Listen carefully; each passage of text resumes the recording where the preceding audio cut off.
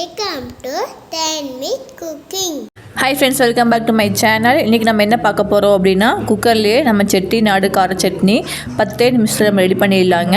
இது இட்லி தோசைக்கு சூப்பரான ஒரு சட்னி கூட சொல்லாங்க. அவ்வளோ அருமையாக இருக்கும். வாங்க இது எப்படி செய்யலான்னு பார்க்கலாம். 2 பெரிய வெங்காயம் நான் எடுத்துருக்கேங்க. குக்கர்லேயே போட்டுக்கலாம் எல்லாமே. 2 பெரிய வெங்காயம், 3 தக்காளி, 2 ஸ்பூன் கடலைப்பருப்பு,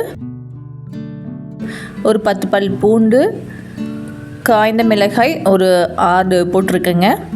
கொஞ்சமாக கருவேப்பிலை, 1/2 கிளாஸ் அளவு தண்ணி சேர்த்திக்கலாம். கொஞ்சமாக உப்பு, நல்லெண்ணெய் இருந்தால் சேர்த்திக்கோங்க. 2 ஸ்பூன் அளவு சேர்த்திக்கோங்க. சேர்த்திட்டு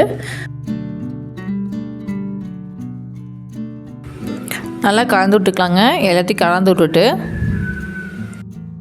கொஞ்சமாக 1/4 டீஸ்பூன் அளவு மஞ்சள்தூள், 1/4 டீஸ்பூன் அளவு சீரகம் போட்டு 2 விசில் விட்டிங்கனாலே போதும். அருமையான கார சட்னி ரெடி ஆயிருங்க. இப்போ 2 விசில் விட்டு எடுத்தாச்சு. விசில் போனதுக்கப்புறம் பாருங்கள், நல்லா ஆறுனதுக்கப்புறம் மிக்சியில் போட்டு அரைச்சிக்கலாங்க.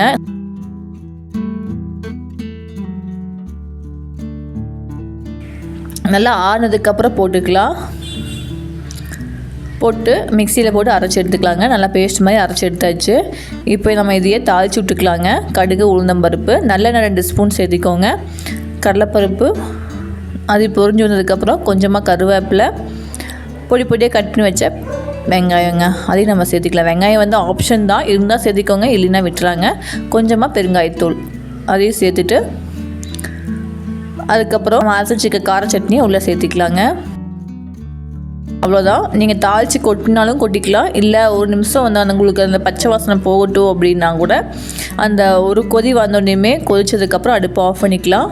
அவ்வளோதான். செட்டிநாடு கார சட்னி சூப்பர் ரெடி ஆயிடுச்சுங்க. இது வந்து நான் கம்பு தோசை வச்சுருக்கேன்.